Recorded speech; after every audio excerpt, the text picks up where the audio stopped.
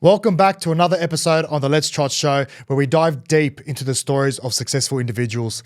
Joining us today is a former NRL player that's played over 309 NRL games and 41 Super League games.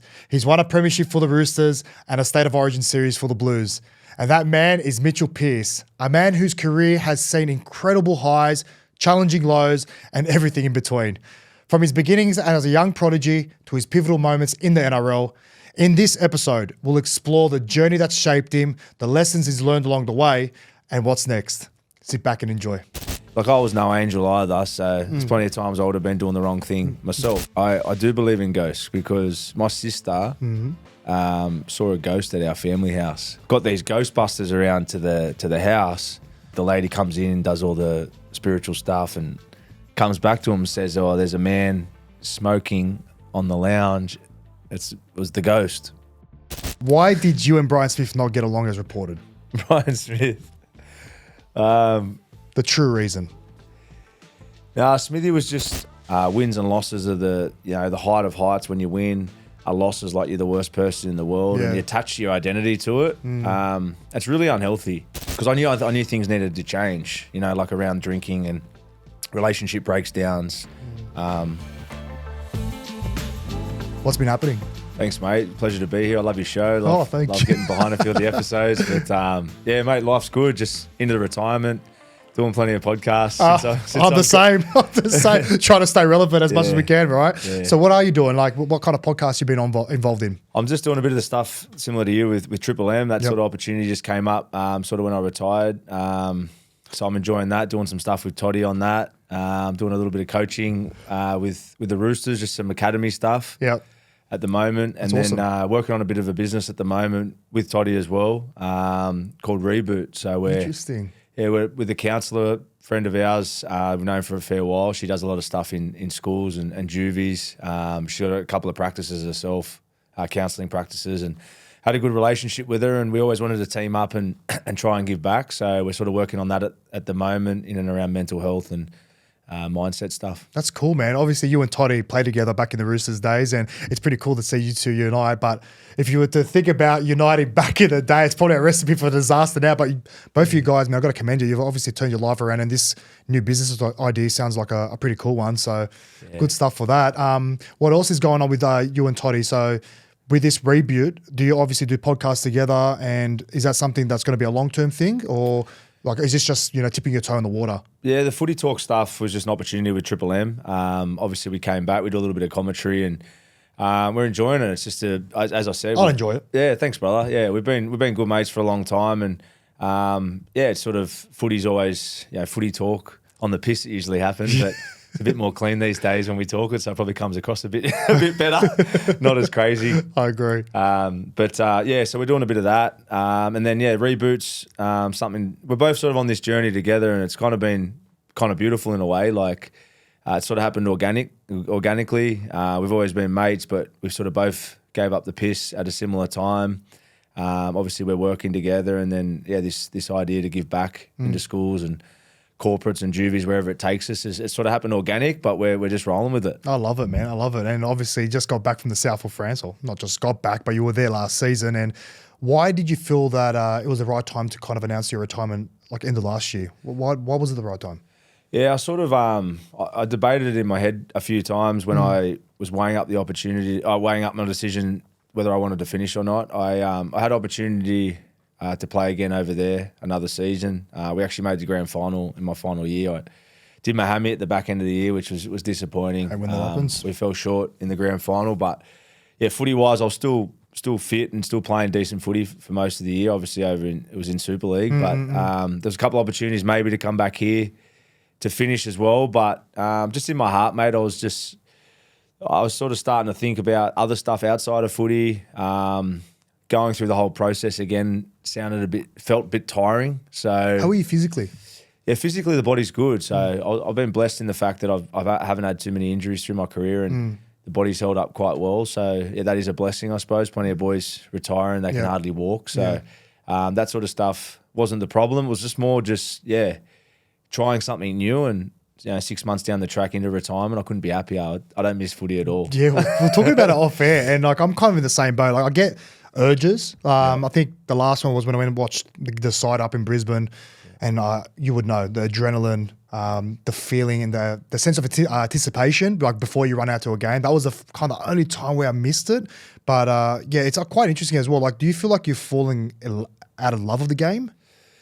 No, I still love. I think it's more. I think as a player, and you could probably say the same sort of thing. I think as a player, it's very self-centered in the fact that as a kid you're chasing your dreams. Yeah, it's always about the team when you're playing for your team. But as a personality, it's very self-centered, isn't it?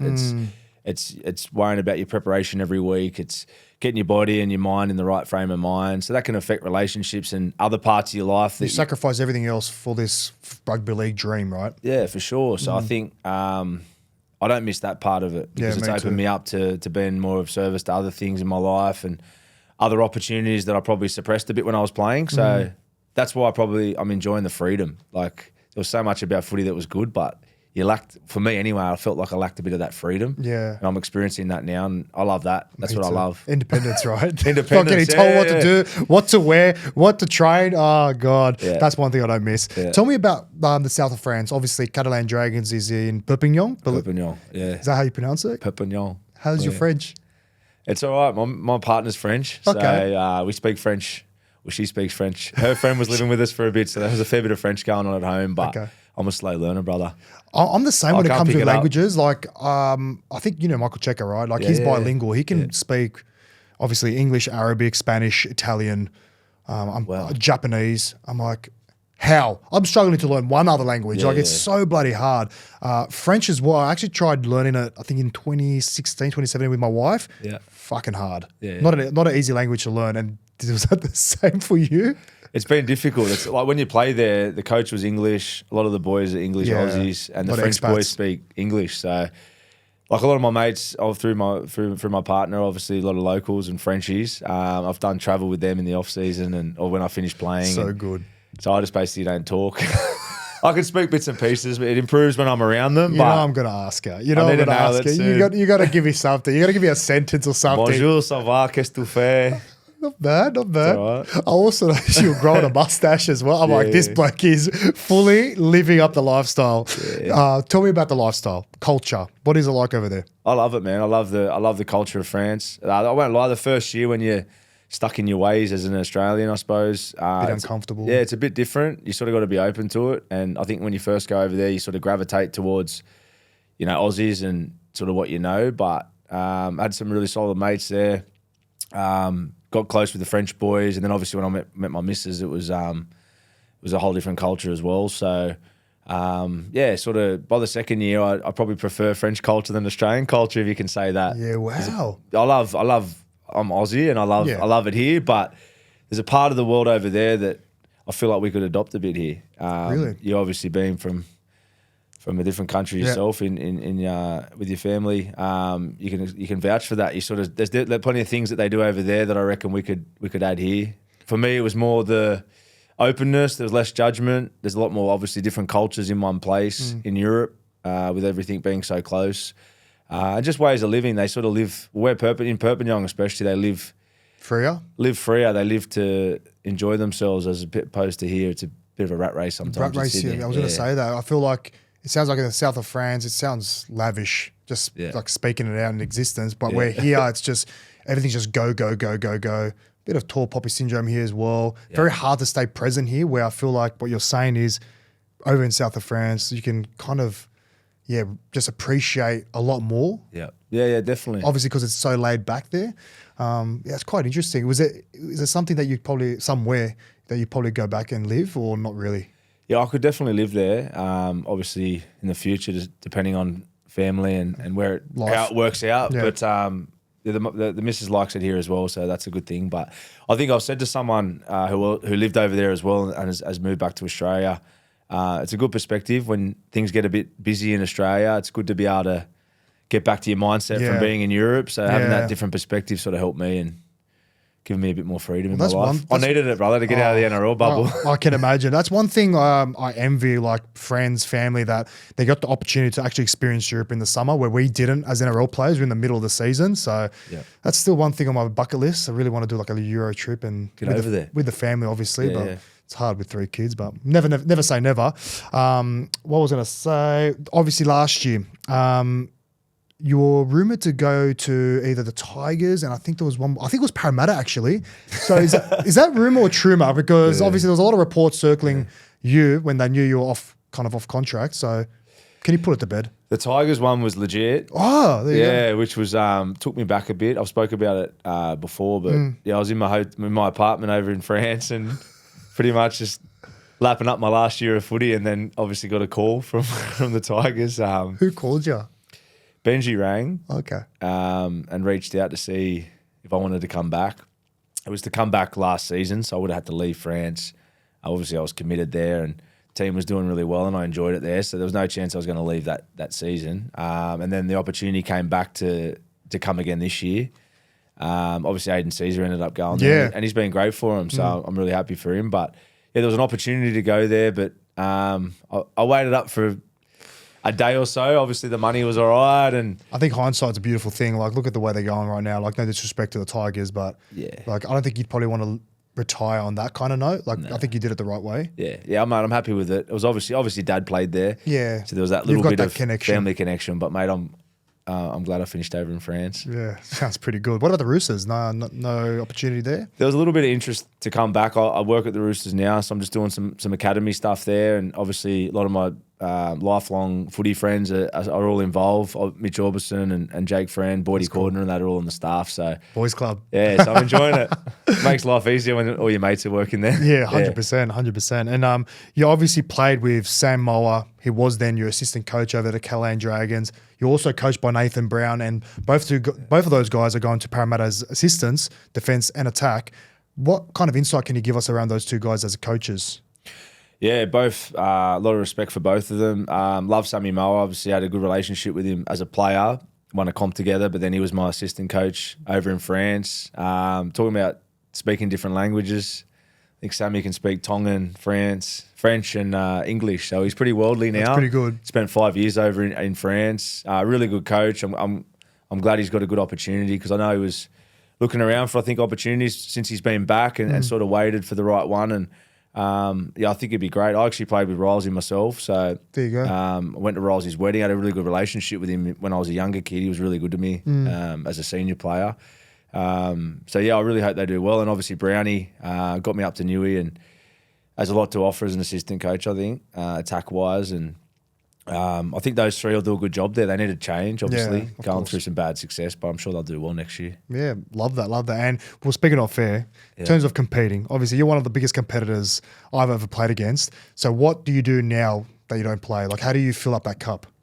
Yeah, it's been really interesting. Like, we spoke about it just before about, there's always that fear, I think, when you come into your back end of your career as a player, like how you're going to react. Because I hear so many people say, oh, the first year out's really tough and you're going to miss footy. And I think it's a legit problem for a lot of people. I'm still waiting for that feeling, which is a good feeling, good thing that I haven't felt like that. And when I was playing footy and we spoke about it, like, footy was everything for me. I was, like you said, I loved competing and I gave it everything, and I was all in about footy. Footy was your life, bro. Literally. Yeah. So I didn't know what it would feel like this year. There's that bit of fear, but I felt a sense of freedom. I think that means that I was ready to retire, and I don't miss it. I'm not competitive about footy. Like, I can go and watch now and watch mates or guys that I'm close with or the guys I'm working with at the Roosters and enjoy seeing them do well. But it's not a competitive feeling, which is a really good thing. Yeah. I still train a little bit, but it's not. Yeah, man, it's hard to explain, because you see guys that are retired, first year out or 10 years later, and they're still talking about how much they missed the game. And so, like you coaching right now, obviously, like, you obviously see yourself in these kids and stuff like that, and you see them training, you see them obviously getting fitter and stronger. It's the compete. Like, you are the biggest competitor, right? Do you miss that side of things? No. Like, do you get the urge? You ever get the urge? Just, I want to compete again. Like, not yet. Nah.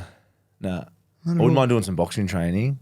Not that I'm a mad fighter. Oh, me either. Right, I respect. I just do it because I want to be fit. Respect everyone that steps in the ring. Oh, wow, fucking oath. bro, hard. Unbelievable. But like, I don't know. I signed up to 11-a-side soccer this year, and like, listen, it's just park football, right? Yeah. And listen, most of the boys just want to go there, play, have a bit of fun, kick the ball around, right? Keep fit some sort of way. Yeah.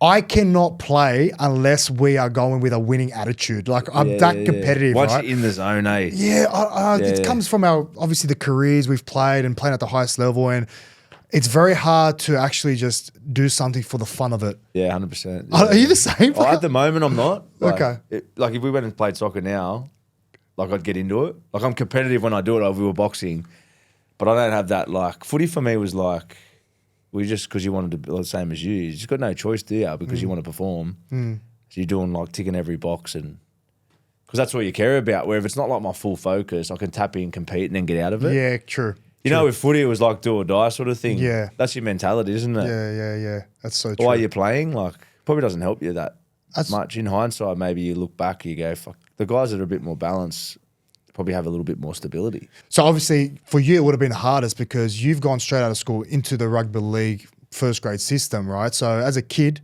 you're playing rugby league because you love the sport, you have fun, it's a dream to play, right? But you don't actually take into consideration that it's a job. You got to keep family, friends happy. You got to look after yourself and play consistent football, or you're going to be under criticism, or there's certain expectations on your shoulder as well.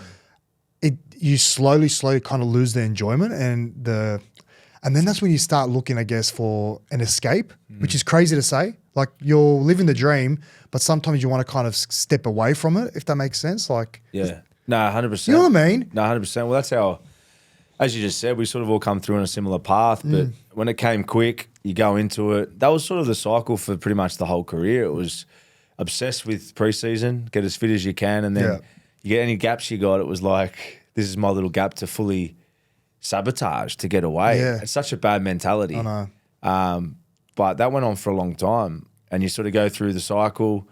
Wins and losses are the height of heights. When you win, a loss is like you're the worst person in the world, and you attach your identity to it. It's really unhealthy.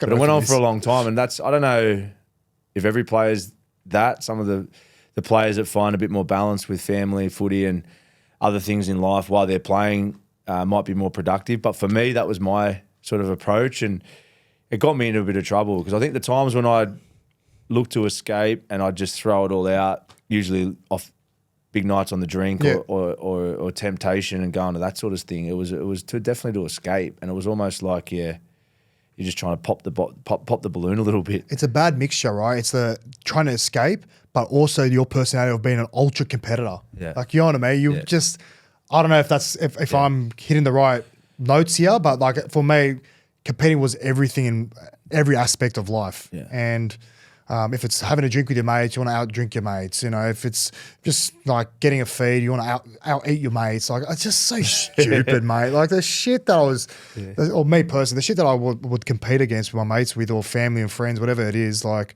just you look back and like, just fucking relax, mate. Like, it's it is true, eh? That's that challenge. Everything's a challenge. Yeah. And it's just who you are too, though, I suppose. You can't change the way you are. It's just the way you grow up. Like I was like that growing up with my mates since I was a kid.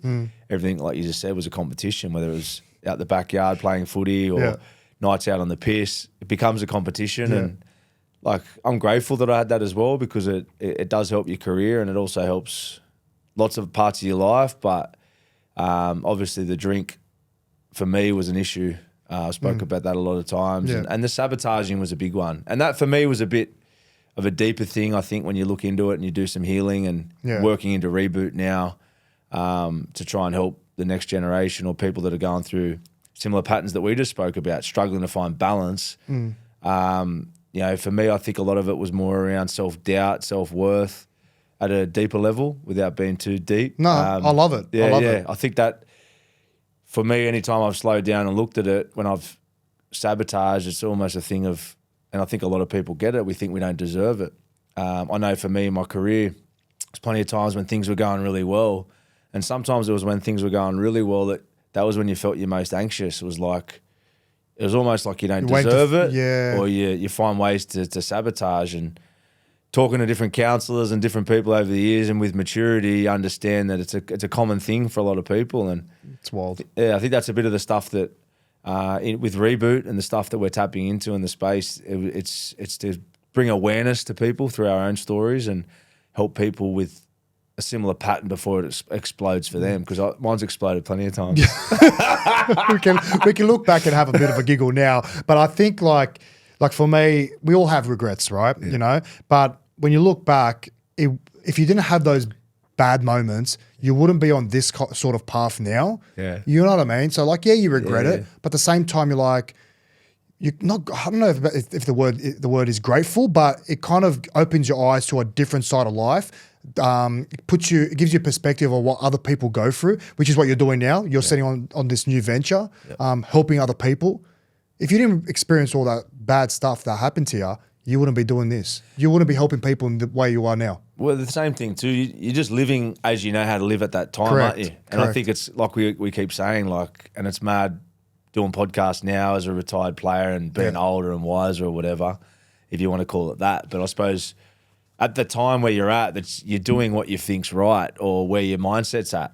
But then obviously now, as you said, you're in a position where you can go back, rewind the tape and help the next generation or other people from perspective. Yeah. But at the time, you're just doing your best, aren't you? And stuck in a bubble. You never go out in your mind consciously to go, I want to ruin everything here and I want to stuff this up. I want to have a big night and embarrass everyone. That's not your motive, but these things happen sometimes and you got to learn from them. It's funny how like we're quick to kind of like hurt ourselves, like rather than other people. Does that make sense? You know what I mean? Yeah. Fucking weird that. Anyway, some good stuff for you, brother. I know you're a busy man these days, like me. We try to do everything. Got a lot of figures and a lot of pie. Our friends ShoeGrab, the best sneaker marketplace in Sydney and Melbourne, brother, have gifted you a pair of kicks if you want to open them up. Hey, good, brother. Thank you. I'm actually overdue for a fresh pair of kicks, but for some reason everyone gets fresh kicks besides me. But we won't get into that. No, I gotta. If you don't ask, you don't get, right?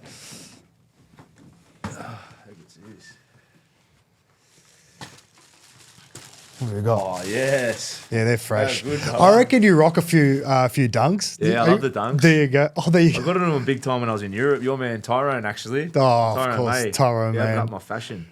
How I was an good. old man. Got me.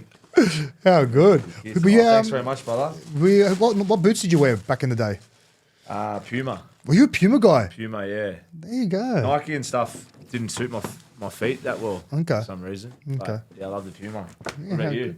Adidas. Oh, I started with... Thanks very much, brother. No, all good. Thank you for coming on the show. I was actually initially... Remember X-Blades? Yeah. I debuted with X-Blades. Yeah. And then I ended up getting signed by Adidas and still with them. Haven't looked back since. Mad. Cracker brand. One of the best brands. Anyway, let's go. Let's touch into you, brother. About your great career. It's been a hell of a career. You debuted as a 17-year-old, obviously at the Roosters under Chris Anderson. Do you think, like looking back now, like you're anywhere near ready to step into that kind of world? I felt like I was at the time. Like I think when you're younger, you come through and you think it's all going to happen. I captained the Australian schoolboys the year before. We did a big tour and I was playing flag at the Roosters, played a little bit of reserve grade. So it was all sort of happening quick. Wow. But I didn't expect to debut that quickly. How did you find out? Man, I got a call from, so the Roosters played the first game of the year. I think Jamie Sow was there. He was there. Josh Lewis was another player that played a bit of first grade. And they lost the first game. And then I got a call up for game two. I remember when Opes called me and a few of the senior players were behind me as well. Fitzy was there, Braith. Crew. Yeah, there's a couple of old legends, the OGs. So having their support obviously makes you feel pretty good when you're a young kid. But man, yeah, it happened fast. I remember, I look back on photos now how skinny I was that first year. It was, I probably, in hindsight, could have maybe waited another year, but I played about 16 games. And I was really happy in hindsight. Like I said, I felt like I played pretty well for a 17, 18-year-old. And then didn't miss much footy after that. So it was a good run. Well, that's what I was saying. Like, you just went straight into the system, right? As a 17-year-old kid. Yeah. You know, it's funny how the trends have changed now. Like, back then, like, all the respect went to the senior guys, the more experienced guys. Yeah. But now it's kind of almost flipped. Like, now it's all the respect's given to the young next big thing coming through. Do you feel that? Yeah, it's definitely changed. I've noticed that. It's funny you say that because I think when we came through, it was sort of the way I got raised as well. Like, you respect your elders, right? Respect dad. Yeah. I had good, strong uncles. I always got raised, I still do. I always love the conversation with an old guy more than someone my own age. That's where you learn your knowledge. It's sort of just that respect thing. And then when I came through, that the senior group to the younger boys was a big difference, as you know. And things have changed a bit. I think it's in society as well. Definitely. I don't know if it's a good or bad thing. I'm still a bit old school with that, but yeah, I think that having the strong senior players as a young guy and having people to look up to, and a bit of a separation was something that helped my growth. So for me, it was a positive, and I still think there's a big place for that in society. Because looking at your career as well, like you had a meteoric rise, like in terms of the pick, like you went debut, 2 years later you debut for New South Wales. Yeah. Like, do you feel that all happened so quickly in such a short span of time? Yeah, it happened really, really fast. It just sort of happened. Like I felt at that time, it was probably those early days that were more enjoyable. Yep. Even though everything happened quick, you're a bit fearless when you're young. You don't have scar tissue, you don't have as many bad memories or setbacks. You just kind of, the way my path was, I sort of went through school, played the schoolboys footy, then into NRL and then the Origin, and it was all happening really fast. And you feel fearless a bit at that age. You sort of don't have, as I said, you don't have too much scar tissue. It's probably later in your career that you become, you go into bigger games or different situations, and you're a bit more.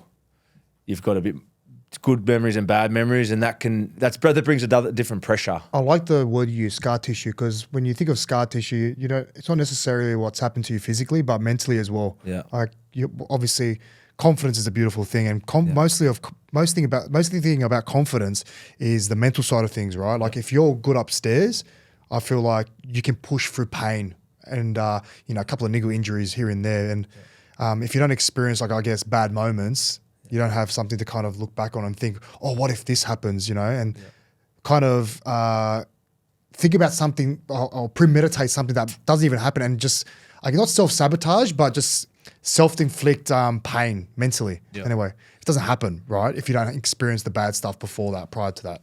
So leading into the Origin, like you're obviously full of confidence. Yep. What do you reflect on?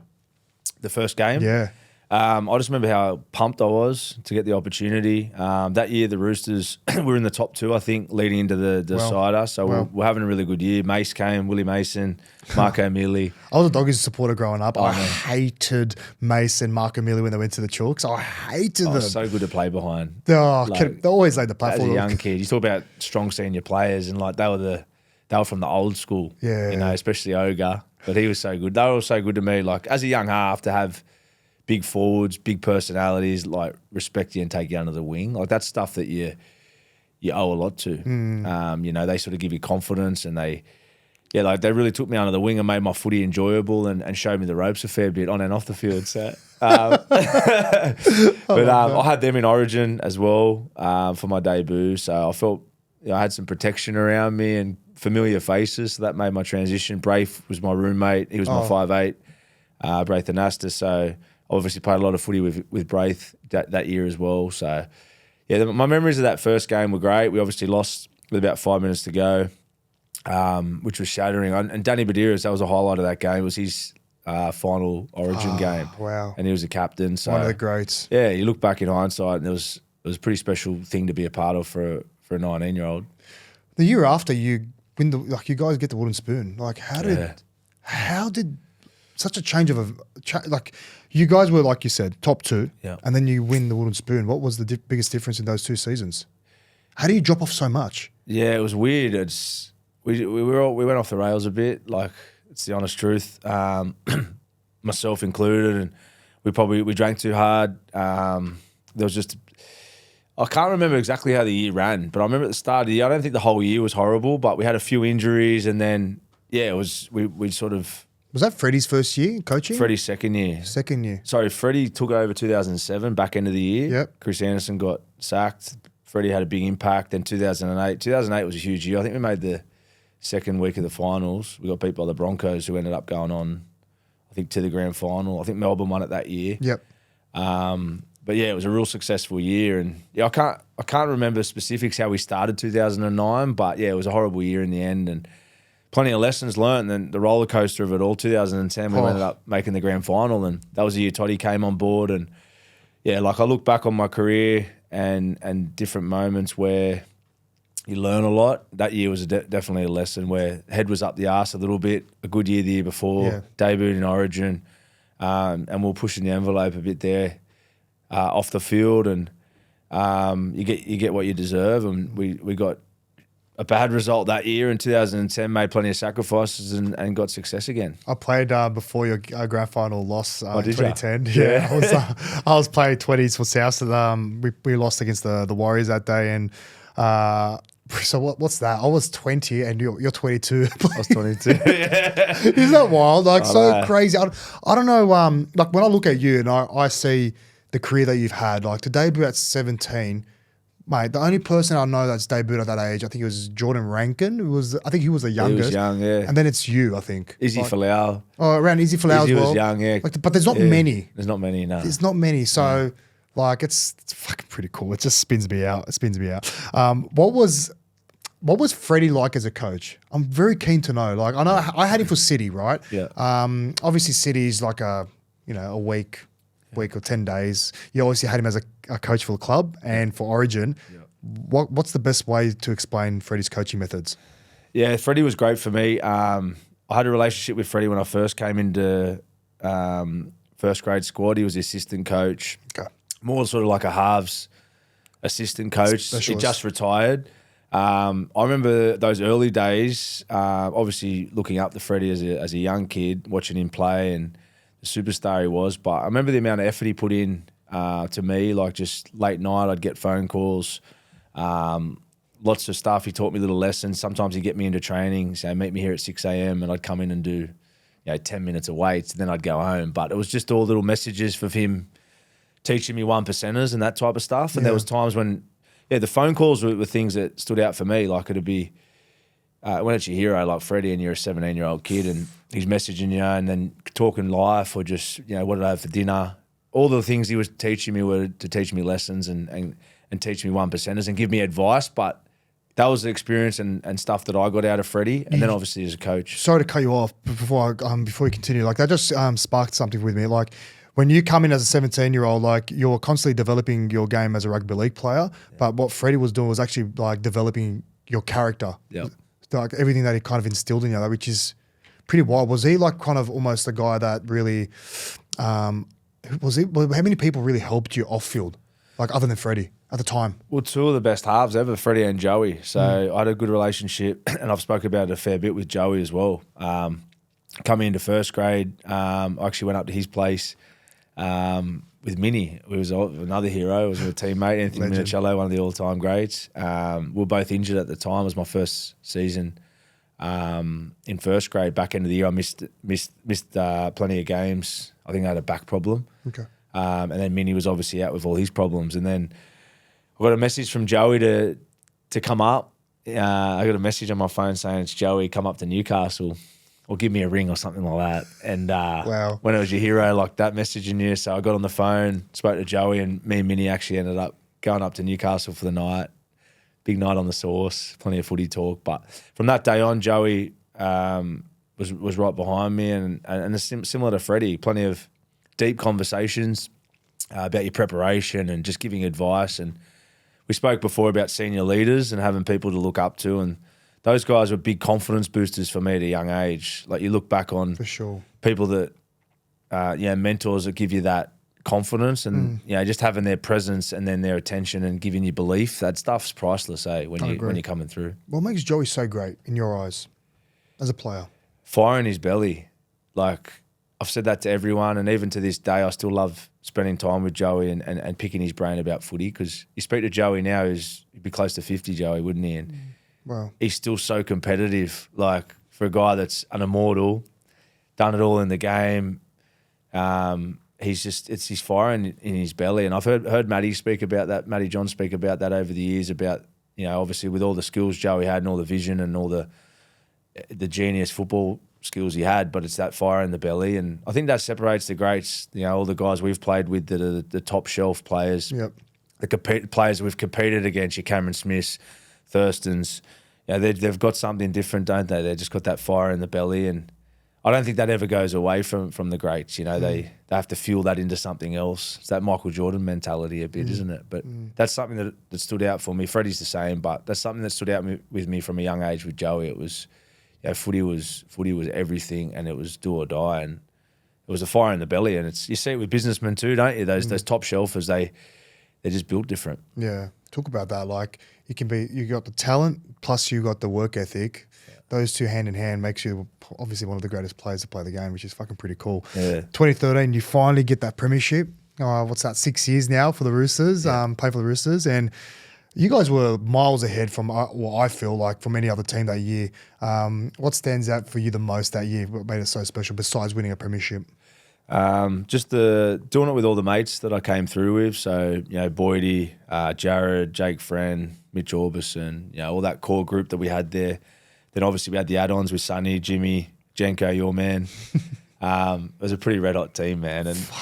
But yeah, to sort of come through together into first grade with that core group, lose the one in 2010, have a couple of up and down years, but then, as you know, you're in that team environment, you're doing it all together, and all you want to do and all you talk about is winning a comp, and then to finally do it, there's just no better feeling. And do you reckon it was just like looking at the blokes around you, like the names you just tossed up, it's like the premiership window's now. It's if there's an opportunity, it has to be this year. Was that in the back of your mind? Yeah, that was my feeling. I had a lot of anxiety going into the grand final, like any big game when like when you don't have an option not to win. It was that kind of feeling. I think 2010, I didn't have the same. Obviously, it meant the world and it was everything you dreamt of. But as I said, hindsight, 13, losing that one, it just felt different because I think in 2010, I thought this is just going to keep happening. You still have that scar tissue, what we're talking about. Yeah, you don't have it yet. It was like Origin came fast, debut, then you're in a grand final. Obviously coming through like the juniors, you're playing a lot of grand finals. You sort of think it's just going to happen.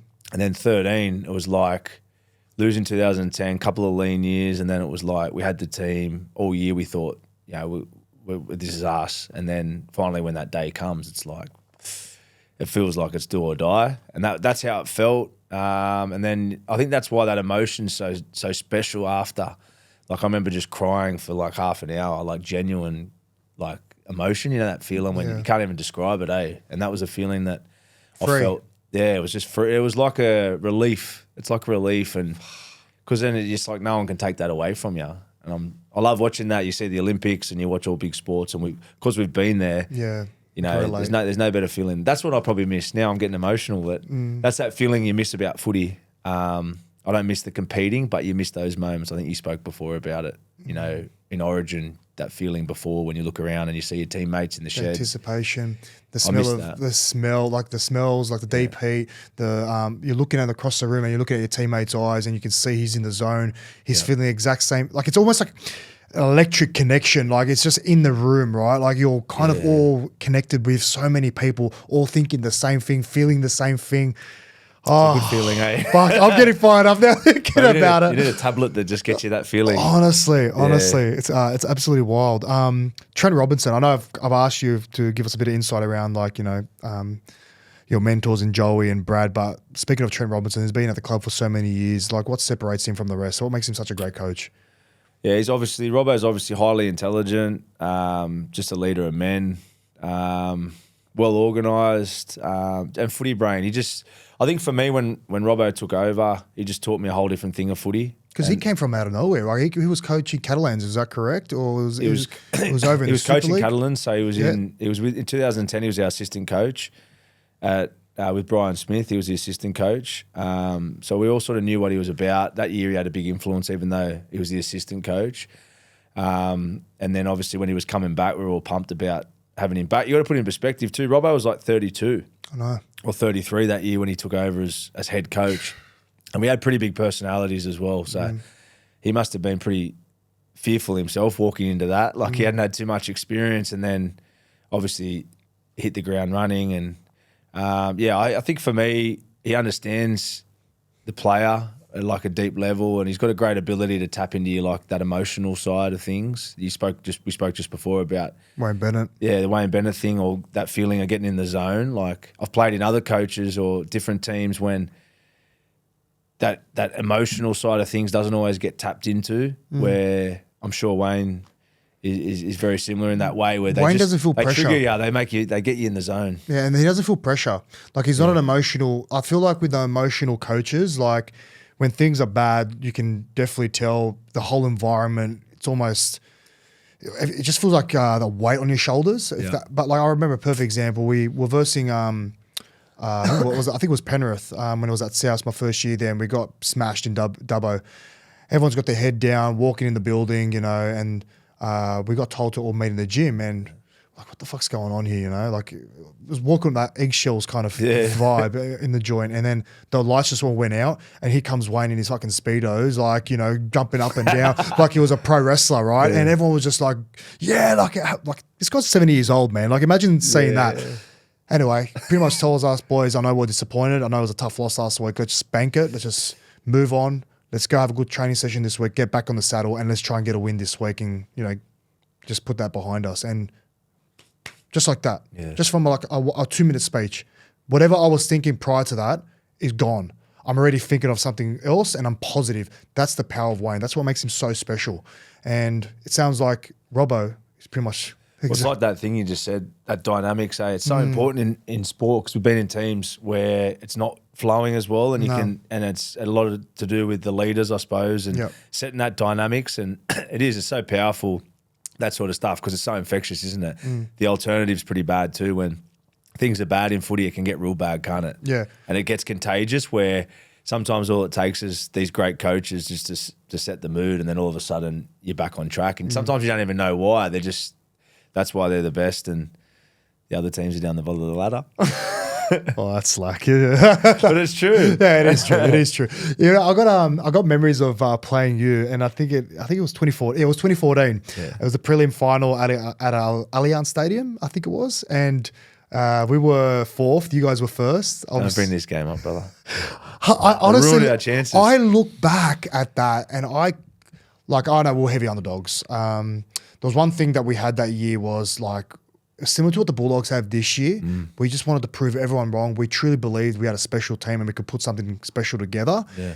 And we made it personal when we came against you guys, because obviously you're the reigning champs, you had the team, and it was a massive challenge. And I think what if we beat you? Like, we just truly believed going to that game we could beat you. There was not one person doubted beating you guys that game, and I look back in me personally, my career, that was one of the best wins. Like the way that ended as well.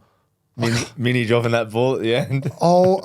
He didn't drop it. I think he let. I think flicked it back or something. I think he was shepherding the ball to go dead, and Dallin kind of got on his outside, and he's kind of just. Is that what it was? He's flicked it back in, and he was over the sideline when he done it too. It was freakish ability. That's right. And then see how he hit the field goal, didn't he? Oh, unbelievable. Yeah, it was that was disappointing, that game. Yeah.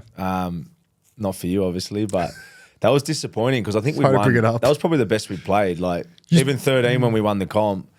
14, obviously you speak about going back to back. We wanted to be the first team in history to do it. Post the Broncos, like that was the situation we were in. And we'd won like 8 in a row. We were playing very, very good footy going into that game. Yeah, I know. I think we beat South for the minor premiers the week before. We put like 30 on them. Like we were in good form. And then, you guys just upset us. You just we had a lot of errors. I remember that first half. We were really poor. And you reckon that's what it is as well? Like when the top teams, you know how good you guys are. And when you play, no disrespect to us, but like we were lower than you, I think, in terms of talent and in skill. You get frustrated when things aren't going according to plan within a game, and that's where the errors start coming in. You'll be thinking to yourselves, why the score still locked at like 6 or 12, or like why are we in this position? And then you start throwing the footy around, and it doesn't. You obviously play high risk football, and the ball doesn't go to hand. Frustration, like. Yeah, I don't know. Is that fair to say? No, it's true. I think you just said before, like the Dogs are in a similar position this year, aren't they? Yeah. Where I'm excited to see how they go into the finals, because they're in a similar position to what you guys were. Flying under the radar, right? Yeah, and you can upset teams if the top sides with all the pressure are off a little bit. But yeah, that was disappointing because we obviously lost that one. We beat Cowboys the next one, and then South knocked us off in that the prelim, and then obviously went on to win it. But yeah, that was disappointing. But yeah, we weren't good enough, and yeah, that was probably one that got away a little bit. But yeah, footy's about delivering, and we didn't deliver. 13 we did, 14 we fell short. Sorry to bring that one up. Yeah, I know, bro. I just got over it. Let's talk Origin, mate. I think a lot of people kind of give you a bit of sympathy because you faced probably arguably one of the best football teams put on a football field in the Queensland Maroons. Like, let's face it, it was probably one of the best sides ever. You win it in 2019, the Shield, right? Was that, I guess, a sense of closure for you? Yeah, mate, it was. That's probably the best way to say it. It was, spoke about it plenty of times about Origin, but it was such a roller coaster, you know, for me personally, but then for New South Wales. There were so many games early in my career there where we were like one moment away from winning. 2011 stands out. We got flogged in the decider, but the first game, we were up with like 2 minutes to go. Lapse in concentration, they score, and then we had a big game 2. I'm reflecting a little bit here, That's but fine. 15 was similar, 17 was similar. There's so many moments, but we spoke before about your Joeys and your Immortals and ability to seize the moment, and they were better than us and they were better than me at that. And I can accept that now. If you could have moments back and seize the moment better, you would. But Hindsight. So that's why I think I sort of thought I closed the door on Origin after I think it was my last game in 17. I thought that was it, and I moved to Newcastle, and I was just like rep footy. I sort of put it to bed. It was kind of refreshing not having to stress about it every year, because it became a bit like that going into every series, even when you knew you're playing good. And majority of the time I was in decent form for Roosters, but there was always that if this doesn't go to plan, you know what the backlash is going to be. Yeah. And I think we were all like that as New South Wales For sure. players. It was like, you know, you knew what was coming, but then also you were privileged to be there and so proud to play for New South Wales. But yeah, when 19 came up, and I was in pretty good form playing at Newcastle, probably the best I've played at club level. Yeah, well, you spoke before about fate and feeling like things are meant to be, and you get these moments in life. I've had a few since I've retired, and then you look back and there's different moments that feel meant to be from something. Yeah. And that was one. It just sort of kept coming back, and it was like an opportunity to sort of let go, and yeah, it went to plan. So it was such a good game to be a part of. Like your man Cookie was playing, Cam Murray, all these boys I hadn't really played much with. Obviously Teddy as well.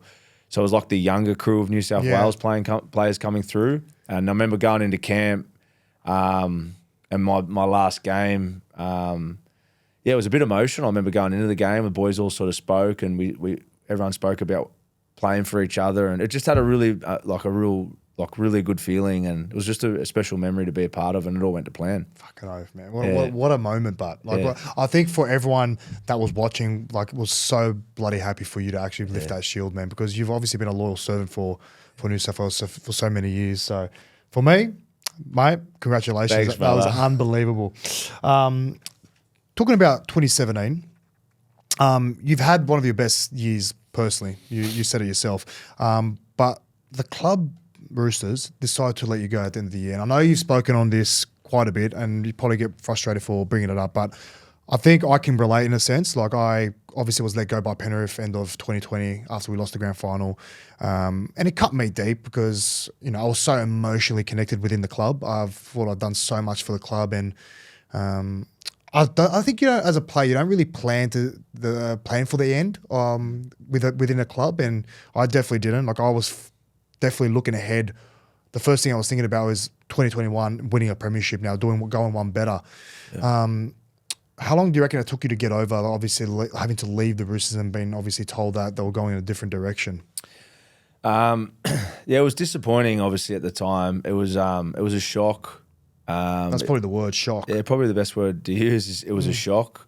So I think anything that's a shock in life throws you off a little bit. I hear you. Yeah, it was probably just, I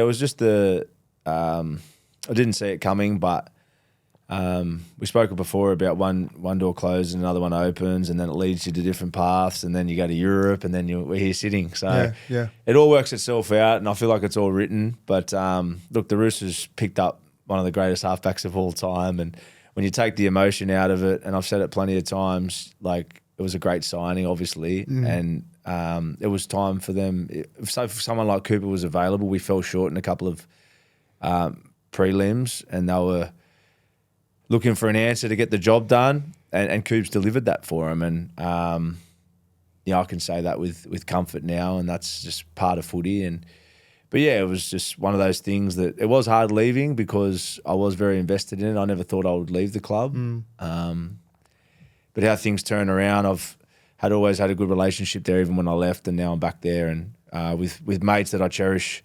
Guys that I'm out of footy friends, they're my closest friends, and I'm back there working with them. Yeah, because like I feel like with me, obviously Penrith have gone on a dynasty now and won 3 in a row, and the hardest one for me was when I was at Souths and we're playing Penrith in the grand final. It's just like, seriously, like it's like the universe is laughing in my face. Like, I'm happy. I was happy for him, but at the same time, it was like it hurt me so bad not to be involved with it because, you've been at the club for so many years, and I don't want to say like a part of me like wanted them to lose, but I'm happy for him end of the day. But it's just such a hard position to be in. Like, are you the same? Seriously, like, am I the one who I think like that? No, it is. Well, naturally, you're a competitor, and we're competitors. So it was a weird feeling. I won't lie. When I watched the grand final 2018, I went to Melbourne Cup actually, so. I was on one. I'd had a big few days. But look, from watching my mates play that I generally cared about that were playing, you're happy for them. But there's naturally that competitiveness. But look, it's funny when you retire, and we spoke about it before, that it's funny how everything sort of lets go, and you see things for what they are. And look, I was blessed. I was there for at one of the best clubs in the competition for over 12 years since I started, 13 years since I came through the juniors, and what a great. They were great to me, and I felt like I gave them great service. Yeah. Like looking back after your great career, do you feel like you had time to develop as a person, not just a rugby league player? I think there was a lot of things out of rugby league that kept me immature, just the way I was. It probably wasn't until, and I keep speaking about my experience going overseas and a lot of changes that happened for me over the last 18 months. Going away and experiencing different things out of the bubble for me was something that I needed to grow. There's lots of things you learn as a footballer coming through rugby league as a young kid that hardens you up as well. You're dealing with pressure, repeat performance around a lot of older blokes when you're a young kid.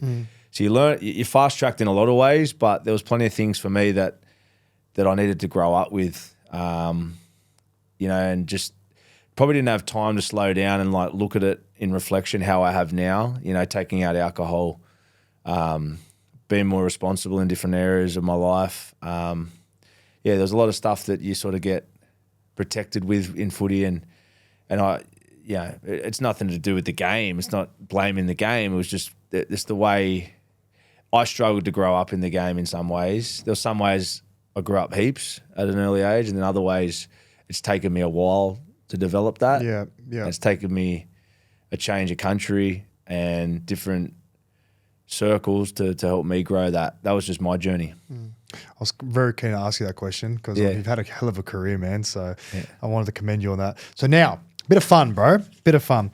Truth or spill the sauce, right? So it's basically like truth or dare. So we'll ask each other a couple of questions. I'll jump in the game with you. If you don't answer the question, you choose not to, you have to eat a hot chip with my beautiful sauce right there. Do you like spicy food? A little bit, not too much. You're in the south of France, so I'm sure you had a bit of taste of that. So I'll go first, okay? What was more important to you, winning a grand final or Origin series? It's hard to split that. I'll go grand final. Okay. To be honest, I can't split them. Do I have to? You don't have to. You can eat a chip if you want to. I might just eat the chip. Yeah. I'll only say grand final answer because I think grand finals like you're doing it with your teammates. Yeah, I get that. And your club. I'll let you off. But Origin was pretty special too. Yeah, I'll let you off. I'll let you off with that one. Do you have a question at all that you want to ask, or you want me to go back to back? To ask you, I want to ask you. Oh shit. What's the thing? What will I ask you? What was your biggest light bulb moment In what sense? in life? What was my biggest light bulb moment? Wow. That's got me off guard big time. No, I think beginning of last year, end of 2022, like I was in a bit of a rut mentally, and I didn't know what life was going to look like after footy, and I had like 3 big life moments happen to me all at once. Like I had no club. I had a business venture that fell through. That was kind of my transition away from rugby league. So it was kind of like my backup, my plan B, essentially, which we will talk about when we're rugby league players. And my wife fell pregnant. And I probably had like 4 months left of money in the bank to kind of keep me afloat in terms of keeping my house. So it was pretty dark. And I also had my 2 kids at the time as well. So like being the father figure of the house, like I was like the protector. I was the person that everyone relied on. And I felt like with all those pressures, I was almost kind of, I wasn't doing my job, being a husband or a father. But my wife could see the light at the end of the tunnel, but I couldn't, because all I thought about was my existence, my identity was being a rugby league player. It wasn't like what we are now, right? We can see there's so many opportunities everywhere, but I would guess I was just so fearful and negative, and I was just in a very dark hole where I just couldn't see the light. But at the end of the day, it's just always like, and it goes back to me as a kid, like just always believe in yourself and believe that you're the only person that can get you out of those tough times, not to actually lead. Like, there'll be your friends and family that can support you, but end of the day, it's all on you. And I got a lot of confidence within myself to actually pull myself out of that. So probably that, bro. I reckon. That's mad, bro. That's inspiring. I reckon that. Such a good point what you just said about we're the only ones that can get ourselves out of it. Yeah. I feel like I'll be honest, I was calling so many people to give me the answer. Like I was calling Gus, Ivan, Cameron Serraldo, a lot of close people in my inner circle to give me the answer. But like it was always like I was looking for like, how like you talk to family and friends, and if it's after a bad game, right? Like you want someone to tell you, it's okay. Yeah, that it's unconditional, right? But they're just words. Like the reality is that they can't get you out of that mess. Only you can. That's mad. Do you know what I mean? No, 100%. Like, anyway, fuck. I feel like I think that was a bit of a light bulb moment. But anyway, awesome, I got really deep there. Okay. I don't know where this is going to go. But why did you and Brian Smith not get along as reported? Brian Smith. The true reason. No, Smithy was just I butted heads with Smithy. Just his ways of doing things, and his coaching style. That's the honest truth. Being the halfback there, we just had a real lack of focus on like defence, and we weren't getting the results, and I just didn't fully agree with the style of footy that we were playing and that type of stuff. And then Smithy's approach to relationships is sometimes a bit different as well. So we butted heads a fair bit at the time, as did the whole team.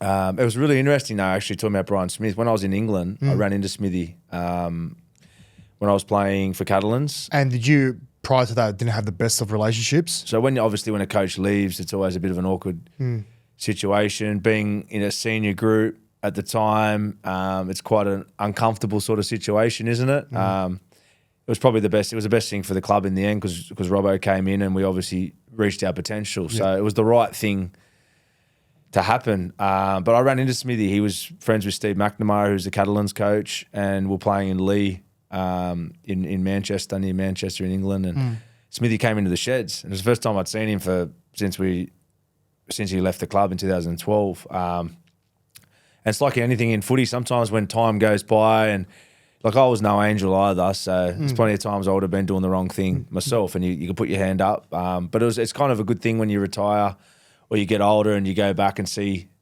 broken down relationships maybe with a coach. Yep. And you let it go a bit. And I saw Smithy in the sheds. We had a bit of a chat, and I think he appreciated that as well. And he's obviously older now and out of footy, and it was really good to see him. So that's to answer your question. Sometimes these things happen in footy, and it happens at every club. But there's one thing about Smithy the first year, and Toddy would say the same thing. In 2010, we were 21. I was 21, 22-year-old halfback. He was 24. We learned a hell of a lot of Smithy as far as attack. We made a grand final that year. He taught me a hell of a lot about skill, eyes up footy, and stuff that I took into the rest of my career. So I owe him a lot with that. Beautiful. That was deep. That was a pretty good answer. Fucking hell, I wasn't expecting that. I thought you were going to answer it, to be totally honest with you. Far out. Is that all right? That was a cracker. Yeah. That was great. And obviously the floor is yours now to Boomerang. So you have one more question for me? Yeah. This one. I'm going to get you deep again. You got Botox in your forehead because you're looking shiny. Really, very, bro? Yeah, Nah, you've got no wrinkles or anything. Swear, I normally do. You got no. I've got heaps.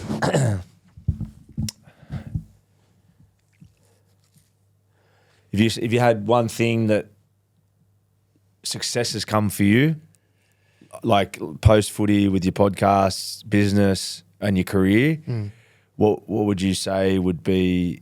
What was your thing that was your X factor? What's something that you? What was my biggest success? What's something that you have that's you feels that you believe in that works for you? Sense of pride. Well,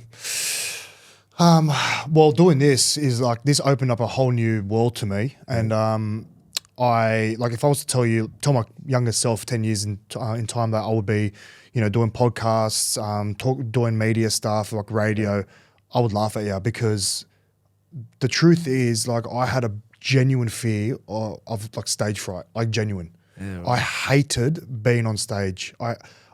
And this is gonna like probably sound like a lie, but I hated being center of attention. Like, whenever I was loud and obnoxious, like that was me being very uncomfortable. Yeah. I hated. I still to this day, like I'm not the most comfortable in front of a camera. I'm still not the most comfortable, standing up on stage and talking to a whole room of people.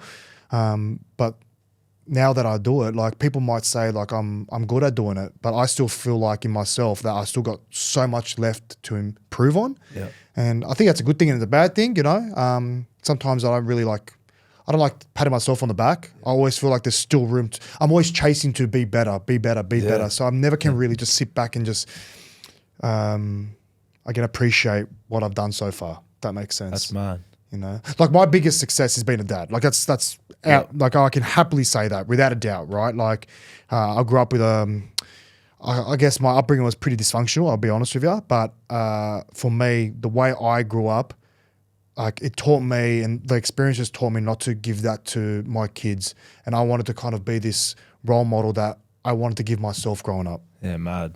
That's mad, bro. So that was deep. Fuck, you make me emotional now, That's bro. mad, I wasn't expecting that. Holy. So that actually, we both answered the questions and we're actually not eating a chip, but like just for the sake of it, can we just eat one? Yeah, let's have a I chip. want to see your reaction. Get the sauce on it. I don't know if you've seen this bottle, but here we go. Fuck, that was deep, bro. I love that. There you go. Cheers, brother. Is that Bon Appetit? Is that Bon appetit, is that oui. French? Yeah. All right. Fuck, that's Stick, that's getting me already. Ooh. Thoughts? Ooh. Yeah, it's hot. Yeah, that is hot. Ooh. That's not well. I've drunk all the water too. You topped me up. We'll get producer Nick to bring you a bottle of water that's soon. bad. Oh, wow. Since we're on this topic and we're going really deep here, Yep. can I ask you one more question, if you don't bro. mind? How do you balance staying true to yourself with the expectations or perceptions others have on you? That is a good question. I've never been ashamed to dig deep. I've always had a side to me, even when I was playing. And anyone who knows me, I've always wanted to know why things are the way they are, and why things that they. If I had gone through a situation where maybe publicly there's been a situation or a scandal or even in a game when I've played bad, my first thought is always like self-reflection. And I've always looked in and gone, oh, what could have I done? But I always take ownership and try and work out the reasons of why things happen. That's good, bud. Yeah, but I've naturally always sort of done that. So I've never really worried like criticism and other people's perceptions of, especially around footy. I care more if it's a respected friend or someone that knows me that has an opinion. That'll trigger me because I'm like that's something once again that I need to reflect on myself. I need to get like, what am I doing wrong that's not giving the best version of myself? Where with football stuff, I gave up on caring what anyone's like fans and that said when I was 19. Like honestly, it never worried me. And then even out of Origins and all that, it was never like they would have had the nastiest things being said, but people would say things to me, but I never like got triggered by that personally, what they said. I never really cared. It was more like, why did I let myself down again? Yeah. Does that make sense? Yeah, total. So, yeah, I love that. Was sort of, and I've taken that into my after footy, last year or so that I said I've done a lot of reflecting and tried to change some things. Like when I got off the drink, I had a light bulb moment. That something from up high was telling me to stop. Like I'd had a few mistakes, kept drinking, went overseas. But yeah, it was something different that I had before, and that's the reason I gave it up. And when I went overseas, a lot of the stuff I spent a lot of time self-reflecting and trying to work out, because I knew things needed to change, like around drinking and relationship breakdowns. So a lot of that stuff I put a lot of work and effort into. You can tell. Yeah. Definitely can tell. Because I feel, there's a question I wanted to ask here because like I think public perception versus reality, right? Like the public often forms opinions based on what they say in the media a lot of the time, particularly with athletes or people in the spotlight. Like, is there something you wish people understood about you that I guess really isn't portrayed? I think people that know me, I think I'm a pretty caring person. Maybe sometimes with demeanors, misdemeanors or different selfish acts that like it comes across off the drink that looks like you're maybe obnoxious or you don't care about people. But I think I'm a very invested person. I'm a caring person. That's maybe something that people don't know. I love that. I'm throwing you some deep questions. I wasn't expecting this episode to get that deep, but I'm loving it. Our next segment is mystery questions. So Fox wrote you a question. I don't know what it is. It could be anything because it's coming from Fox. But for you to answer. Is this a stitch up or what? Nah, I doubt it. You played with Fox, didn't you? Yeah. Man. So you know exactly what he's like. What is it? This is a good one. Do you believe in ghosts? If you were a ghost, where would you haunt? Well, firstly, if I was a ghost, I'll haunt Redfern. Yeah, did you have that? Like, did you have that rivalry? Like, Nah, I'm only saying it because the Fox is from Redfern, isn't he? He is. Nah. But South Roosters, obviously the rivalry there. Like, did you guys throughout the week really? And I'm hijacking Fox's question here, but I just sparked something in my mind. Like at Souths, like we really hate Roosters. Yeah, like we taught like the whole week's about, East versus South, like Sydney. Like it's it's pretty personal. Yeah. Is it like that at the Roosters? No, it is. Yeah, it is personal. It is, I think as a player, like you have respect for the players that are playing. It was never like I hate this guy personally. It's tribal, right? It was more tribal. So, yeah, there was definitely, I think the fans probably, if you told me who did I hate, like the South fans pissed me off, to be honest. Yeah. Probably because they hated us as well. Of course. So there was that rivalry for sure. They were the best games to play in though. And there was a lot of build up and you could sense like living in Coogee at the time, getting around and, you go 2 kilometres up the road there to Maroubra and things change really fast. And did you have any? They hate you. The South, the local Maroubra boys and all that South area. They don't like us. Did you have any Roosters. Have anyone spray out like on the street? I was a South fan. Nothing really personal that stands out, but you could tell there was always hatred there for sure. But I got a good story about ghosts. I do believe in ghosts because my sister saw a ghost at our family house. How long ago was this? This is when we were probably 17, 18. Ooh. So the story goes, there was a family friend, if you got a bit of time. Oh, please do. So there's a family friend of ours. We used to go camping every year, close family friends of mum and dad's. And they were telling a story at the time. Their son, who's now would be 20, in his 20s, but he was about 4 or 5 at the time, and they were living in this house, and they said, "Oh, they've got a mad story. They've got the Ghostbusters. There's a lady called the Ghostbusters who are like these spiritual people that see spirits and stuff, obviously, and they're around. There's on like phone calls where you can get them in." Anyway, they were at camping and they were saying like Huey, who was the kid's name, Hugh. They said, "Oh, Hugh's been saying this weird stuff that he keeps seeing this man smoking on the lounge." Anyway, they just thought he was making it up. He's a young kid. Got these Ghostbusters around to the house. Didn't tell the lady that there was a man smoking on the lounge. So the lady comes in, does all the spiritual stuff, and comes back to him and says, "Oh, there's a man smoking on the lounge. It was the ghost. The kid's been seeing it." And this lady said the same thing as what the kid's been saying. So when my sister said, Wow. this is when they were telling this story, and then a few years later, Mum's reached out to the same lady, the spiritual Ghostbuster, to come around and check out the house, because my sister said that she's seen this little girl standing at the end of the bed a few times. It's pretty deep, eh? But You know, Anyway. I fully believe it. and then one night, so she'd been reporting it a couple of times. Her boyfriend at the time couldn't believe it, and then I think a couple of weeks later, he's heard the door slam, the bedroom door. Woke up, sister's like must have been on the other side of the bed or whatever, and so he starting to get a bit sus. And then anyway, when the spiritual person has come to the house, there was a ghost in the house. She said, I don't know about the one at the house because there was no proof of what it actually looked like, but this other story was crazy. So. Yeah, that's and, wild. and to be honest, when I was at school, there was a few boys like telling stories, and when you're at, Of course. and I heard a few people have said that they've seen ghosts. I do believe in it.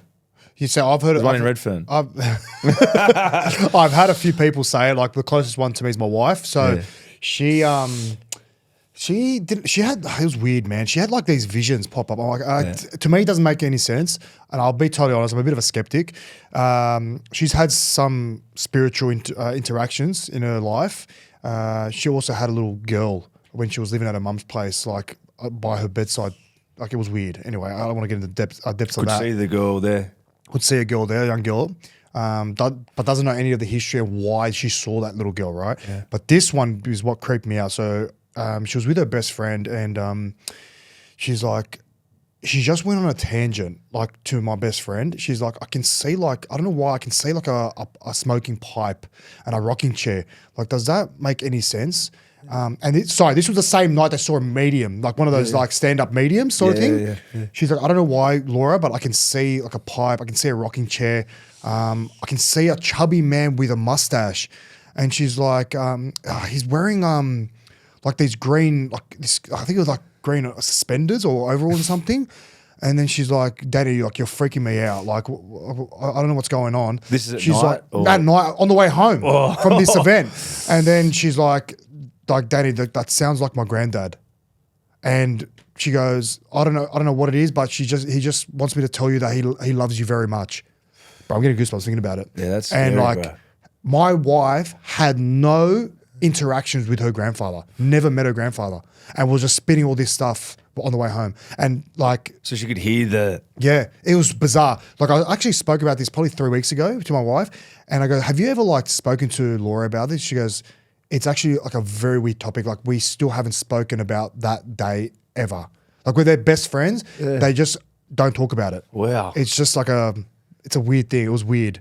So that's so crazy, wild. that. So wild. Like I'm freaking crazy. out thinking about it. Anyway, I went on a bit of a tangent like always. But No, I now, believe in it, man. Yeah. It happens. You hear too many stories, eh? Yeah, I agree. But now I'm actually keen for you to write a question for our next guest. I'm not sure who it is. Yep. Actually, I do know who it is, but I can't reveal that. And floor's yours, brother. All right. You got your question? We've obviously been talking very deeply about a lot of things. Deep, I love it, brother. So I'm going to assume This is normal. I love deep chats, man. How good. You got to come to Reboot, brother. I would love to. I would love to. Sign it, seal it, and we'll send her on her way. Sweet. Beautiful. Put it in the envelope, brother. All right, brother. Appreciate that. I was going to ask you as well. I kind of slipped my mind, but you got a fair bit of tattoos. I'm always curious to know, like, do they have meanings behind them, or are these? Just Yeah. This one's dark and light. The right arm. Dark and light. Like this is all Day of the Dead stuff, and then this wow. is Buddha and spiritual sort of stuff. So yeah, I've got that. That's the dark and light. That was just a hand tat I got when I was going through a bit of spiritual stuff at the time. That's one with my mate. Yep. Bob Marley. How good. And then this is my favourite. This is the dark and light. I've got a lot of dark and light. and it says balance there. Is that It's a almost balance. like, is that yin and yang? Wolf. Yeah, yin and yang, but it's a black wolf, white wolf. Oh, I can see that. Oh, wow. Yeah. I've got a lot of that stuff that I've sort of got around dark and light. I don't know. There's something in that. Like, it's life, isn't it? Well, like, obviously coming on today, I didn't think you were that much of a spiritual person. Like, you've actually caught me really off guard. Like, you think deeply, like, spiritually anyway, don't you? Yeah. I probably should have said that when you said what's something people don't think about you. Yeah. That's probably... Well, that's me. I didn't think you were that kind of person. Yeah. No, I've always been a pretty deep soul, and yeah, I am. I'm spiritual, and yeah, very, very deep. I love it, bro. Oh God, bro. Before we wrap up, you obviously, you've got Reboot going. You're doing your mentoring with the Sydney Roosters and working with the academy boys there. Is there any other goals that you got in the foreseeable future that you want to tick off? Children's a big one for me. Met my beautiful partner. My partner's French, so wow. Met Leela over in Perpignan when I was over there, and she's moved back to Australia with me. So yeah, having children, being a father's, I think will be my greatest achievement, and I'm looking forward to that.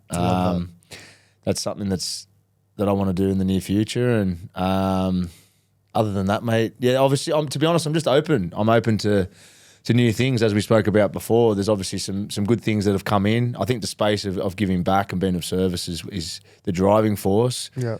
And then whatever can come of that. But I'm excited about Reboot. When are you going to launch that?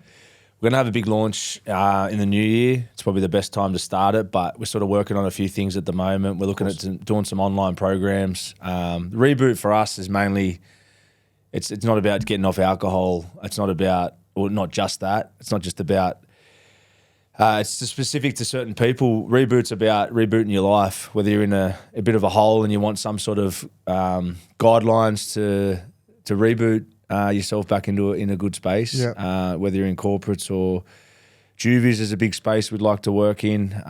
We've seen it a lot of it right now, a lot of like youth crime, particularly not only in New South Wales, Melbourne, NT. It's pretty prevalent at the moment, which is pretty sad to say. Even Queensland, I should say. It's pretty much nationwide. Big time, yeah. And I think the stuff we've been talking about understanding where things are going wrong and trying to unpack stuff. I think we've got a really good psychologist who's in the business with us, Rose Cantali.